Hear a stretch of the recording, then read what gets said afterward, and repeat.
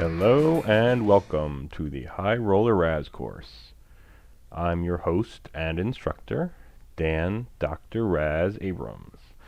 I'm going to give you a little brief overview of this new video instruction course that I've put together, and give you some background on myself as a player and a coach first, and then go into a little bit about the game of Razz and opportunities to play Razz, which is not all that common a poker game anymore, but does crop up every once in a while at events like the World Series of Poker, and in big mix games where you're going to want to have an edge over your competition.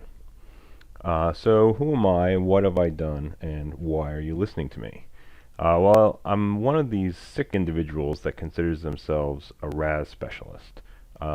Primarily play Razz when I play poker. And I've been doing that since about 2005, playing online as SG Special, but also playing in live games whenever I can. Over the past several years, when I was able to play online for those stakes, I had over a 2 big bet per 100 win rate at 2040 Razz and up, so including all levels above 2040. That's of course big bets per 100, not big blinds per 100, because in Razz we don't have blinds. It's a stud variant, so you have antes and a bring in and no blinds. If you didn't know that, you definitely want to do a little bit more research on the game of Razz before you play.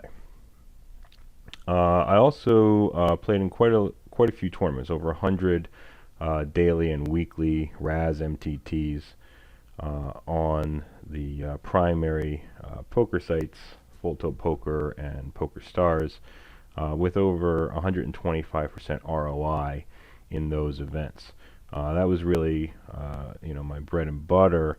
The tournament strategy for Razz is a little bit different than cash game strategy, as you might imagine. So there is a certain amount of transition that you'll have to make if you want to play Razz in a tournament format, and I can definitely show you how to do that. I also played in several World Series of Poker Razz events. I did not cash yet, but I've made day 2 3 times.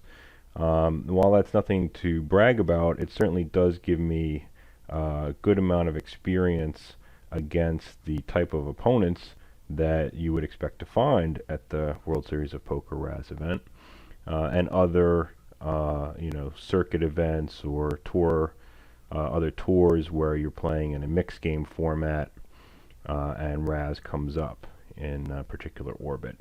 So knowing the competition, like with any poker game, is a real key to success. Being able to predict the type of plays that they're going to make and being able to find exploitable tendencies. So I definitely have some experience with that I can share with you. So if you're this kind of Razz expert player, can you teach me to win? Well, that's a valid question.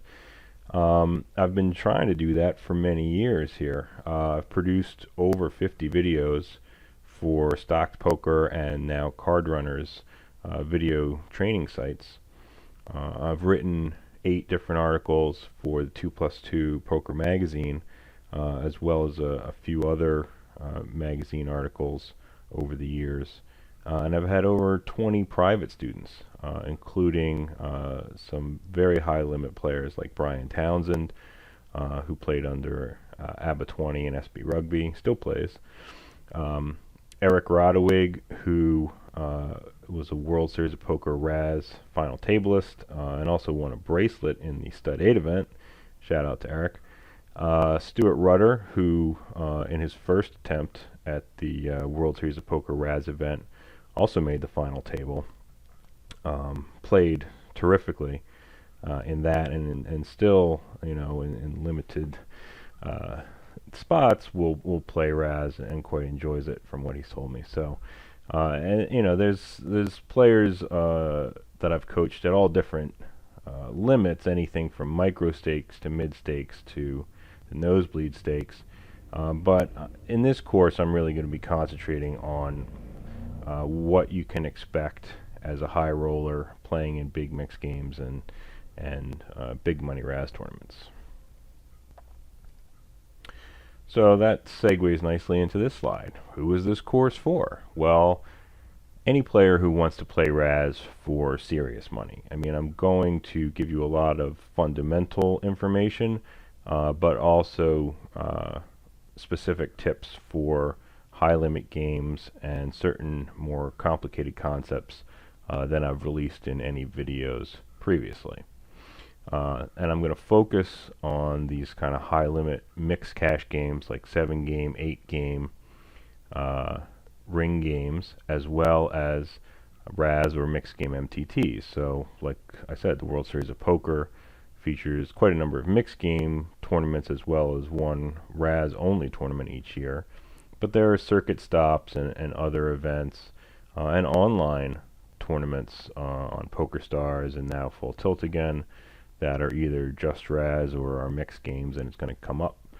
And you really want to have an edge. I mean, if most of your opponents are just kind of relying on their general poker acumen to get them through the Razz round, if you pay attention during this course, you are going to be able to dominate them.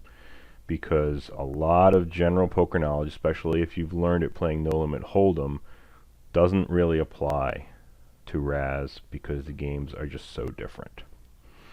Okay, so what I'm going to be teaching is how to learn how to choose starting hands first and foremost, how to maximize your EV, not only on 3rd Street, but street by street, and exploit various villains with different styles and different exploitable tendencies, and how to identify said villains without needing thousands of hands against them, so that tracking stats are going to start to have some relevance and some meaning in terms of predicting their play. And I'm going to be giving example hands from both my experience and students' experience. So that's going to include actual nosebleed stakes Razz action, whether it's from mixed games, Razz only games, or big money tournaments. Now, the first thing everybody wants to talk about when learning Razz is what kind of starting hands do I want to be playing. So I like to start the discussion by talking about the different factors that you need to consider. First, obviously, is the rank of your own cards. Now, you want to stay smooth as much as possible, but your kickers are not as critical as in other games. So what do I mean by this? First of all, smooth is a term that we use to describe the lower end of a range in low ball games. And rough, the opposite, is the higher end of a range. So if you're talking about starting with, say, a 3-card 7, smooth 3-card 7 would be something like 7-3 ace, and a rough 3-card 7 would be something like 7-6-4. Now, obviously, all the ranks of your cards are important, not just the highest card in your hand, but the kickers are not quite as critical as in other games, especially your third highest card, the lowest card in your starting hand, because you don't wind up with nearly as many ties as you do in a game like Omaha High-Low, where you have a community board of cards, and often an ace-deuce is going to dominate an ace-3 if the community cards are all 4 or higher that make the low. That's very, very rarely the case in Razz. It's a pretty rare occurrence where your lowest card is really going to matter. It's your highest card and your middle card, really, of your starting hand. So if you have 3 low cards, obviously that's a very good starting hand. Middle cards, like a 7, 8, or 9, they're okay. I mean, a 7 is good but not great.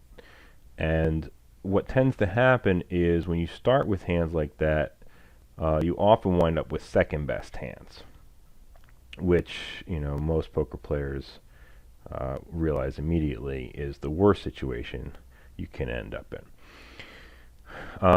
Pairs and paint cards, like a 10 or paint cards, they're pretty bad in this game, but they do have the advantage that they can prevent you from making hero calls on the river.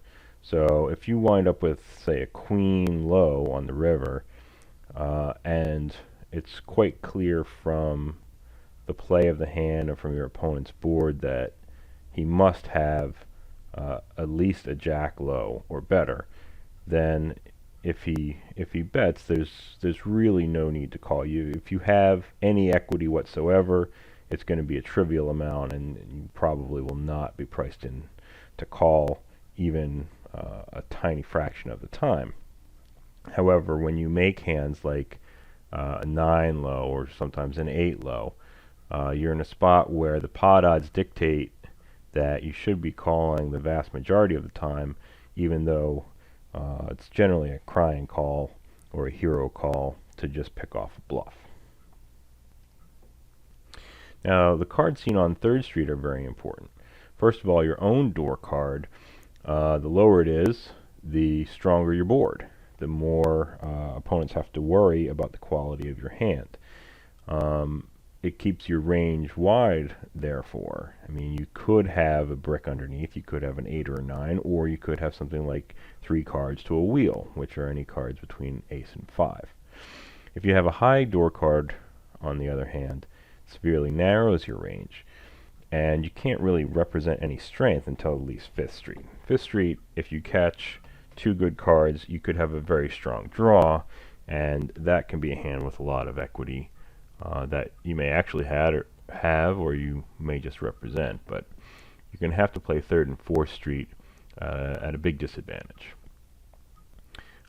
Dead pair cards, cards that would pair your low cards if you caught them. By having them already out, it gives you about 2 to 3% more pot equity. But having your door card dead is the most important, because if you make a split pair, obviously you can still represent a strong hand, but an open pair is clearly bad. And the dead outs, if there are outs to help make your hand that are dead, the smooth outs being dead is going to hurt you more than rough ones. So we'll get into exactly what I consider smooth and rough out, but remember the smooth outs are the lower ones. Now, I've put together a system for assigning a power rating to Razz starting hands. Basically, the system goes anywhere between 0 and 20 points, 20 being the best or the highest. As you'll see, there are bonus points that are involved for different scenarios, so you actually can get hands that are above 20 that are slightly better, but we'll get into that more later. And this is the way I generally calculate the power rating of a hand. First, you look at the ranks of your 3 cards, and any of the cards that are between ace and 4 that are not paired with each other, obviously, you're going to get 6 points for. 5 is worth 5 points, 6 is worth 4 points, and on down to anything from 10 through king, or a pair. Like a pair of aces, the first ace is worth 6 points, the second ace is minus 3 points. And to start out calculating your rating, you just add up the point value of those 3 cards. Now, why am I grouping together these ace through 4 cards and 10 through king? I mean, isn't an ace the best card in Razz? It's definitely the lowest, right? So I'll get into that a little bit more on the next slide. But right now I just want to go over the bonus points that you can get for different scenarios. If you have a bike card in the door, as I said, ace through 5 are the bike or wheel cards. That'll give you +2 bonus points. If you have a blank in the door, which I'm calling anything from a 9 through a king, that'll be -2 bonus points. Again, lowness of your door card, very important. Any of your hole cards that are dead, that would be pair cards for you. would be +1. If your door card is dead, you get +2 points for it, but not if there are multiple instances of it dead. Say you have a 3 in the door and there are 2 other 3s, I would count the first one as +2 and the second one is just +1. The outs that are dead, anything from ace through 5, which I'm considering the smooth outs, you would take -1 bonus point, and the rougher outs that are dead, 6 through 8, -0.5. Anything from 9 and above, I'm not really considering it an out. I mean, sometimes it will help you make the best hand, but again, it's really not going to be significant most of the time. And if you're in the bring-in, you get +3 bonus points, because there's several advantages to being in the bring-in. You get to act last on 3rd Street unless there's action pending, somebody limps in and somebody else completes or raises the bet. But in general, you're acting last on 3rd Street, so you have position at least for that street. And you're getting a discount on your call there by virtue of the fact that you were forced to bring it in for a certain amount of money. Now, typically, the bring-in is going to have a pretty poor hand, or at best a mediocre hand, but it's better to have it in the bring-in than it is to have it in other spots. So, to just explain here, the perfect cards, which are the ace through 4, I'm counting them as the same because the difference in equity between holding an ace, 2, 3, or 4 is really quite minimal. Like I said before, the lowest cards in your range are certainly, it's helpful to have them be low, but you're really not going to have a lot of 3rd and 4th tiebreakers the way you do in a game like Omaha High-Low. The blank cards, anything from 10 through a king, I'm counting the same, even though the equity difference between having a 10 and a king is quite large in most cases. The reason is because having a king is going to keep you from making a lot of second best hands. And having a 10, you're going to wind up in a lot more situations where you're going to make a second best hand and be in a spot where either it's correct to call because of pot odds, or it's incorrect but you think it's correct.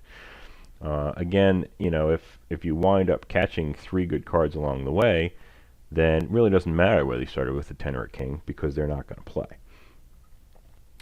And I said before, only the ace through 8 pair cards count for bonus points, or dead outs. Ace through 8 count for negative bonus points. And now these ratings, you might wonder, how is he putting this together? I based it on a lot of simulations for pot equity, for playability, and for implied odds. So it's all really rolled up into one in this case. And here are a couple of graphs that I've presented before that show kind of the spread of what your hand rating points are going to be, starting with the highest card in your starting hand, and then as the other 2 cards vary from 2 perfect cards to something pretty mediocre like a 7 and a 6. I'll go over these in a little bit more detail in the video series, but just to show you how the power rating changes quite dramatically between the best, like 3 card 8, and the worst 3 card 8, best 3 card 9, worst 3 card 9. So for those players who are kind of looking at the starting hands in a very simplistic way and thinking 3 card 8 good, 3 card 9 bad, that's where you draw the line, they're really pretty far off in some cases, and it's really important to realize that when you start playing this game. As a matter of fact, I've got a few hand examples that I want to show you to calculate your power rating of your starting hand that illustrate this point. Now here is a hand where I started with 8, ace 7, And when you look around at the dead cards and look at the ranks of my cards here, see if you can calculate what the starting hand rating would be for this particular hand. Pause it here if you need time to calculate. So in this case, my starting hand rating is a 6.5. Okay, the 8 is going to be 1 point, the ace is going to be 6, the 7 is going to be 3, so that's 10 points total. I don't get any bonus points for having the 7 in the door. But then when you look at the dead cards, they each subtract from my power rating. The 6 only half a point, but the other ones subtract a full point. So it goes down to a 6.5. So this is a really pretty poor hand, even though it is a 3-card 8. Let's contrast that with my hand in this spot, where I also have a 3-card 8, but now I have a 6 to go with it, and the 6 is in the door. And the dead cards are also different in this scenario. So see if you can calculate what my power rating would be here. Okay, so in this case I get 6 points for the 4, 1 point for the 8, and 4 for the 6.